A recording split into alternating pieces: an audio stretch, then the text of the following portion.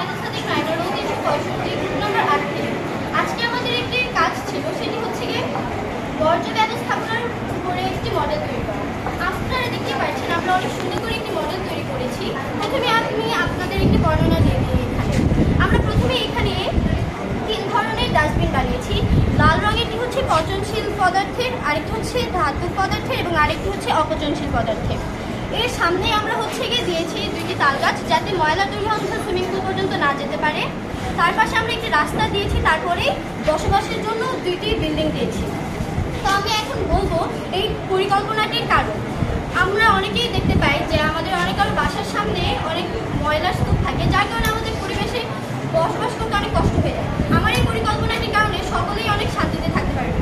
যেরকম কেউ যদি ময়লা ফেলতে চায়, বাসা থেকে বের হয়ে সে জেব্রা ক্রসিং ব্যবহার করে এখানে সে ময়লাগুলো ফেলবে। আরেকজন লোক এসে এগুলো চেকিং করে 3টি ধাপে ময়লাগুলো ফেলবে, যার কারণে রিসাইকেলিংয়েও কোনো সমস্যা হবে না। এর জন্য আমরা আরও পরিবেশকে আরও সুন্দর করার জন্য আমরা এখানে কিছু ফুলের বাগানও তৈরি করেছি, কিন্তু দুঃখবশত সময়ের অভাবে ফুলের বাগানটি সম্পূর্ণ